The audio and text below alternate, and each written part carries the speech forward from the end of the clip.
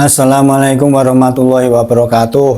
Sebelumnya mari kita doakan pasukan Garuda PSSI kita besok akan bertempur melawan Australia.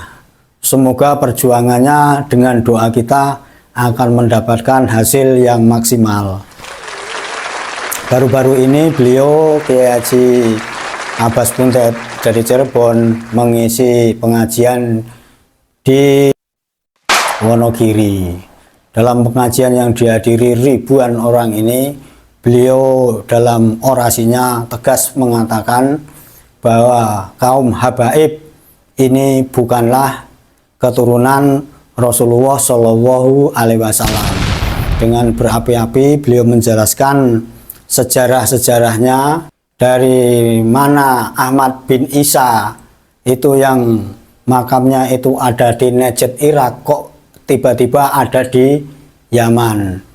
Dan ternyata di Yaman sendiri sudah begitu banyak orang yang meyakini seseorang yang mengaku bahwa putranya dari Ahmad bin Isa ini, dengan doktrin-doktrin bahwa mengaku dari dzurriyyahnya Nabi Muhammad Shallallahu Alaihi Wasallam.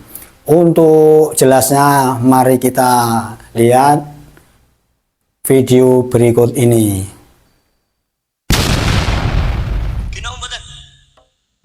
Tidak ada yang salah genetika. Genetika Yahudi nggak salah. Yang menciptakan gen itu adalah Allah. Maka dari itu saudara-saudara sekalian, antara para habib yang dari Yaman yang genetikanya langsung ke sana ikut ke Yahudi, dengan para syarif dan sayyid dari Hijaz yang menurunkan wali songo, yang menurunkan ulama-ulama kiai sing ono ning tanah Jawa termasuk Wonogiri, khususnya adalah ulama-ulama Nahdlatul Ulama. Mereka adalah para syarif dan para sayyid. Iku maka orang bisa disebut habib dan habib. Jadi para wali songo di sini dijelaskan bukan dikatakan sebagai habib dan maaf, di sini diterangkan bahwa wali songo itu tidak ada yang habib. Sunan Rahmatullah, Sunan Ampel Sayyid Rahmatullah bin Sayyid Ibrahim Asmorokondi As-Samarkondi Samarkan bin Sayyid Maulana Al-Maghribi Maghribi, bukan Maulana Al-Hadrami, bukan Maulana Al-Yamani. Dari wali-wali tanah Jawa Kali Songo ini jalurnya ke Maghribi, jadi bukan ke Yaman atau Hadramaut. Jadi tidak betul kalau wali-wali Songo ini adalah para habaib.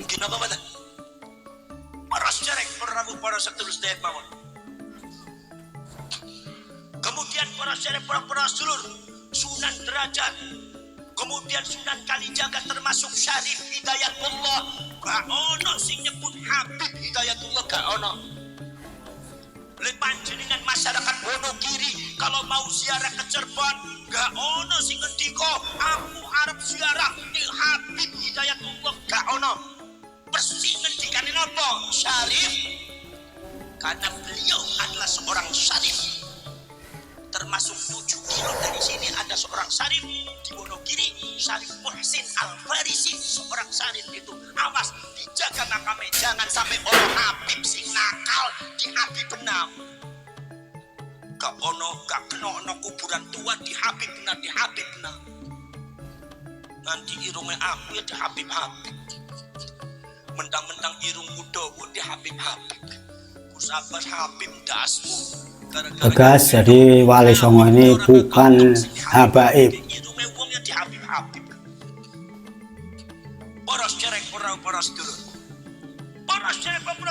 Istilah yang berbeda. Istilah yang berbeda. Poros cerek perahu poros sedulur. Syarif Sayyid ingkang wonten dumateng Uzbekistan, ingkang wonten dumateng Samarkand, ingkang wonten dumateng Maghribi, ingkang wonten dumateng Pakistan. Niku para syarif Rasul membenamkan dirinya, tidak mau disebut syarif, tidak mau disebut sayyid. Kenapa? Sebab takut akhlaknya tidak pas dengan Rasulullah, akhirnya merusak nama baik Rasulullah. Maka mereka mau disebutnya apa istilahnya? Istilahnya dengan istilah makhdum. Sunan Bonang Maulana Makhdum Ibrahim, Sunan Kalijaga Maulana Makhdum Kalijogo, Sunan Ampel Maulana Makhdum Ampel, Sunan Gunung Jati Maulana Makhdum Gunung Jati. Di Pakistan itu banyak makhdum. Ojora percaya aku di India Pakistan 6 tahun. Menjelaskan Gus Abbas juga pernah tinggal di Pakistan selama 6 tahun. Adalah mereka semua tidak mau disebut Sayyid dan Syarif karena takut menyalahi akhlaknya Rasulullah sehingga merusak nama baiknya Rasulullah. Maka mereka memendamkan dirinya sendiri dan disebutnya makhdum. Ternyata di Indonesia itu para syekh Rasul banyak makhdum dan makhdum. Istilah Pakistan, istilah Uzbekistan, istilah Samarkand, istilah Maghrib. Jadi Di Yaman tidak ada. yang bergelar makhdum ini bukan istilah dari Yaman. Apa sampai melotot-melotot Pengajian yang hadir banyak sekali ini. Gimana orang melotot dedok yang menuju dirinya. Kenapa badan? Kenapa badan? Para syarif perahu para setulus mawon. Maka dari itu para syarif wali songo lan para ulama Nusantara orang bisa Ditegaskan kembali Wali Songo tidak bisa disebut Habib karena jalurnya adalah Sayyid. disebut sayyid angger ene ning wono kiri ono Habib ngaku sayyid ngaku syarif tanggung jawab nang ngarsane Gusti Allah taala. Jen Yahudi ngaku Habib ngaku sayyid, ngaku sayyid ngaku syarif. Poros cerek poros dulu.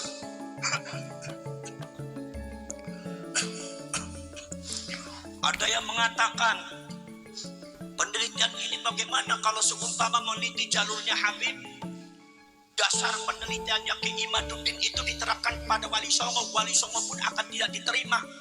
Nasabnya dasmu. Karena kalau seumpama di Habaib di Ba'almi ukurannya adalah kitab sezaman. Tapi kalau di Wali Songo, kalau seumpamanya disyaratkan kitab sezaman, maka Wali Songo pun tidak ada yang nyambung, maka nasabnya akan tertolak. Ini pikiranmu sih gak bener. Niki kiasun batil. Kenapa? Menyamakan nasab Ba'alwi dengan nasab para Wali Songo. Salah. Menyamakan sejarah Ba'alwi disamakan dengan sejarah Wali Songo. Gak bener. Niki kiasun batil. Bilo sampai maca kitab Al-Kafil Muntakhab fi Ilmin Nasab. Bahwa sing jenenge nasab niku wonten nasab sing sahih, wonten nasab sing masykuk, wonten nasab sing muttarib, wonten nasab sing mukhtalafun fi. Kathah nasab niku boten sami. Senajan padha bae piye tapi iki benten-benten ana mie goreng, ana mie rebus, ana mie indomie, ana mie bakso. Lho sampean damel mie bakso dengan cara damel mie ayam. Yo salah, Pak. Mie ayam disamakan dengan mie bakso, mie baksonya disamakan dengan mie goreng. Yo salah kabeh, bubar kok sampean. Jadi tidak bisa disamakan Habaib yang dari Yaman ini dengan Sayyid Wali Songo yang dari Hadramaut, maaf dari Maghribi.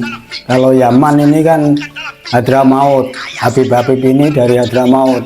Sementara kalau Wali Songo itu dari Maghribi. Nah, ini yang membedakan.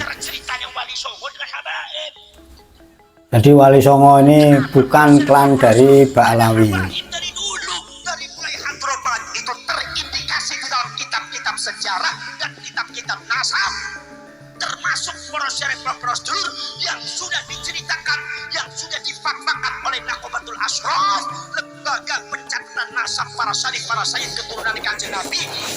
Ini yang datang banyak sekali. membatalkan nasabnya Ba'alwi termasuk dari Mesir dan Jordan. Kenapa sebabnya? Sebab di dalam sejarah dan di dalam catatan nasab-nasab daripada Ba'alwi itu terindikasi banyak pencakokan, banyak cerita yang tidak benar, banyak satu cerita dan riwayat. Jadi riwayat nasab Ba'alawi ini banyak yang dibuat-buat, Maka dari itu diperlukan kitab sezaman. diada-adakan. Uji legal benar. Mulai dari Said Ahmad Al-Abah diklaim oleh Ba'ali sebagai Said Ahmad Al-Muhajir yang nyata-nyata di dalam sejarah tidak pernah pindah ke Yaman, tapi diklaim oleh Ba'ali Said Ahmad pindah ke Yaman. Akhirnya Said Ahmad Al-Abah kemudian diganti man. Tiba-tiba kemudian ada orang mengatakan Said Ahmad punya anak di Yaman namanya Ubaidillah. Diteliti. Said Ahmad hidup pada abad ketiga Hijriah. Catatan dari ketiga, abad ketiga, keempat, kelima, keenam, ketujuh, kedelapan, hampir 600 tahun. Tidak ada satu sejarah pun, tidak ada satu ilmu nasab, satu catatan nasab pun, para pakar nasab yang menyebutkan Sayyid Ahmad punya anak Ubaidillah, itu tidak ada. Nah, terus bagaimana? Yang salah siapa? Apa kita yang salah? Termasuk Imam Al-Ubaidili, seorang ulama ahli nasab yang suka mencatat nama-nama nasab cucu-cucunya Rasulullah, hidup sezaman dengan Said Ahmad. Ketika itu saudara-saudara kalian dekat dengan keluarganya. Yang hadir banyak sekali Jadi beliau sangat tahu bagaimana muslimat-muslimat dari Wonogiri. Dia mengatakan Said Ahmad punya anak tiga. Makanya Imam Ubaidili menegaskan dengan lafaz adat, dengan lafaz bilangan, ada tiga. Menurut ilmu nasab mengatakan kalau seorang nasabah menyebutkan nasab dengan bilangan seumpama ada tiga, berarti bukan 4, bukan 5, yang disebut dengan adatul hasrin, meringkas aimun hasiratun ala talatatin, bahwasanya Said Ahmad tidak punya anak 4, tidak punya anak 5, tapi anaknya Said Ahmad ada 3. Siapa? Muhammad, Husain dan Ali. Beliau tidak menyebut Dari Said Ahmad tidak mempunyai anak yang namanya Ubaidillah. Termasuk kitab-kitab yang lainnya, saudara-saudara sekalian. Termasuk kitab-kitab yang lainnya yang dibaca oleh para ulama-ulama muda NU. Itu masalah bab yang nasab dan sejarah. Itu bukan sekadar 1-2 judul kitab, tapi yang sudah diteliti itu 280 judul kitab. Semakin banyak kitab, semakin ketahuan bobrok daripada pemalsuan nasabnya kaum Jelas nasab kaum habaib ini tertolak.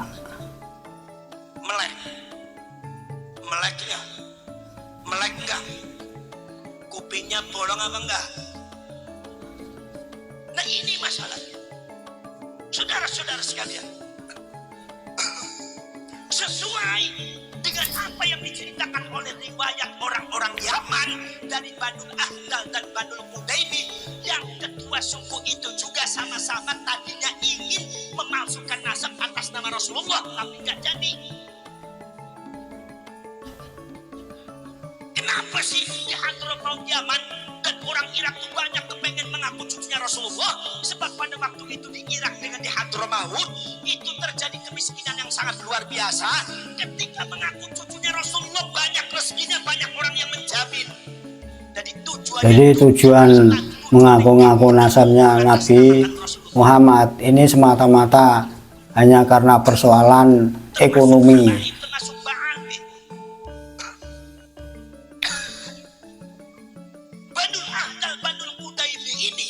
Adalah kedua suku yang terakhir kali menemani Said Ahmad. Bersama Said Ahmad pindah dari Irak menuju ke Irak Selatan. Banul Ahdal, Banul Qutaimi termasuk sukunya Said Ahmad. Golongannya Said Ahmad disebutnya Alawiyun. Alawiyun itu nisbat kepada Sayyidina Ali, bukan Alwi bin Ubaidillah, mbahnya Habib, bukan. Kenapa disebut Alawiyun? Karena orang-orang yang mencintai Said Ahmad disebutnya Alawiyun. Bangsanya itu adalah bangsa Irak, mazhabnya Syiah Imamiyah, genetikanya banyak Yahudi. Begitu berjalan dengan Banul Ahdal, Banul Qutaimi, kesaksian Banul Ahdal, Banul Qutaimi itu sama dengan para sejarawan yang bercerita tentang masalah Said Ahmad. Apa? Bahwasanya Said Ahmad itu gerah, Said Ahmad sakit di Irak Selatan. Begitu sakit di Irak Selatan, beliau meninggal di Irak Selatan dan dikuburkan di Irak Selatan. Yang memandikan, yang mengkafani, yang nyolati, yang kuburi antaranya Banul Ahdal dan Banul Qutaimi. Dikuburnya di daerah Nejef, Irak Selatan. Nejef.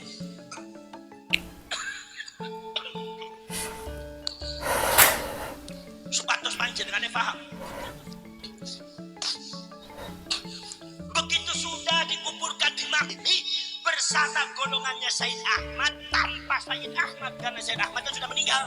Tapi golongan Syiah Imamiyah, bangsanya bangsa Yahudi, menuju ke Hadramaut Yaman. Jadi golongan Alawiyun atau Syiah Imamiyah menuju ke Yaman itu tanpa Sayyid Ahmad. Makanya sejarawan mengatakan Sayyid Ahmad tidak pernah pergi ke Yaman atau Hadramaut. tinggal di daerah Najaf.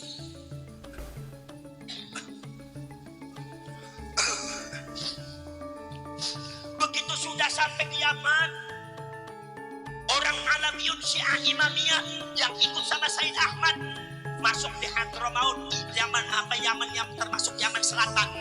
Kemudian saudara-saudara sekalian, kemudian yang lainnya di antaranya Banul Ahdal di kota Son'a, kemudian Banul Qutaimi di bagian Yaman Selatan yang lainnya. Menurut ceritanya Banul Ahdal seperti ini di dalam sejarahnya, ketika Banul Ahdal itu datang ke Hadramaut, main-main ke Hadramaut, lagi bisnis jualan sesuatu ke Hadramaut, itu ternyata di Hadramaut sedang ribut geger. Geger apa? Katanya ada Said Ahmad punya anak Ubaidillah, dan ternyata muhibbinnya sudah ribuan orang mengaku cucunya Rasulullah. Banul Ahdal kaget luar biasa karena Said Ahmad sudah meninggal. Begitu dilihat, subhanallah, yang mengaku dirinya Said Ahmad keluar itu disembah-sembah, disanjung-sanjung, dijunjung-junjung, kakinya dicium. Anak keturunannya yang namanya Ubaidillah dan anak keturunannya keluarganya yang framing mendoktrin bahwa kita adalah cucunya Rasulullah. Kalian tidak Doktrin yang amat berbahaya, kita, kecuali dengan izin kita, karena kita adalah yang tidak percaya bahwa ribuan terdoktrin buta semuanya. nasab Rasulullah yang ada di Ba'alawi ini tidak bersambung, itu masuk neraka. Ini kan sesuatu doktrin yang amat berbahaya. Said Ahmad sudah meninggal. Yang menguburkan mereka, yang mengkafani mereka, yang mensolati mereka, kok bisa Said Ahmad ada lagi? Akhirnya kemudian Banul Ahdal memanggil kawannya Banul Qutaimi datang, mengatakan kepada Banul Qutaimi itu ada Said Ahmad. Mana? Itu katanya Hadramaut ada Said Ahmad. Itu punya murid banyak sekali. Kata Banul Qutaimi mengatakan gak mungkin Said Ahmad sudah meninggal. Ya tapi kamu kesini aja. Begitu datang betul-betul muhibbinnya sudah ribuan orang. Itu ternyata ada itu Sayyid Ahmad punya anak Ubaidillah, mengaku cucunya Rasulullah. Akhirnya Banul Ahdal, Banul Qutaimi mengingatkan masyarakat semua, ya ma'asyiran nas, inna Sayyid Ahmad qad mata di Najaf. Sesungguhnya Sayyid Ahmad itu sudah meninggal di Najaf, sudah wafat di Najaf, sudah dikuburkan di Najaf, bahwa makomnya ada di Najaf. Saya yang Nah, sudah jelas kan siapa yang menguburkan Sayyid Ahmad di Najd, Irak. Jadi bukan ada di Hadramaut atau Yaman. Subhanallah, ternyata doktrinasi daripada Said Ahmad yang palsu itu luar biasa sehingga akhirnya muhibbin-muhibbinnya marah, melapor kepada Ubaidillah dan Said Ahmad yang palsu itu. Akhirnya dengan kekuatan mereka, karena di Hadramaut sangat luar biasa kekuatannya, akhirnya Banul Ahdal diusir, Banul Qutaimi diusir.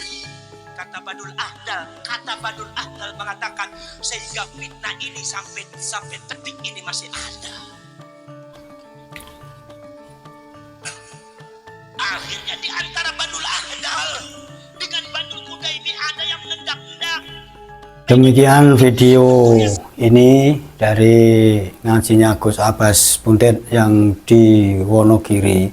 Jadi semakin jelas dari sedikit video ini bahwa Ahmad bin Isa ini makamnya bukan di Hadramaut atau Yaman yang sekarang ini populer, tapi ada di Najd, Irak. Jadi pemalsuan-pemalsuan ini rupanya sudah terjadi pada waktu lalu dengan motif yang jelas itu ekonomi. Dan setelahnya itu menjadi kehormatan, kemuliaan, dan paham itu amat berbahaya. Karena waktu itu juga sudah terjadi kontradiksi, penolakan-penolakan di Yaman sendiri. Jadi sampai sekarang di Indonesia ini sepertinya mirip-mirip juga di sana. Motif pertama adalah datang kemari itu motif ekonomi yang dibawa Belanda, dan selanjutnya karena untuk ekonomi ini kalah bersaing atau mungkin karena sifat yang malas untuk berusaha, maka karena mayoritas kita ini agama Islam, maka klan-klan ini kemudian beralih profesi menjadi dai-dai, ustadz-ustadz, habib-habib yang jelas tetap mengusung bahwa para habib-habib ini mengaku keturunan dari Rasulullah SAW untuk menguatkan kepada orang-orang lain supaya percaya dan meyakini. Dengan begitu gampang sekali ditanamkan doktrin-doktrin yang sebenarnya ini intinya itu kurang lebih masalah ekonomi. Jadi kalau dikatakan bahwa paham-paham ini adalah paham yang menjajah kepada pribumi, itu tidak bisa dinafikan.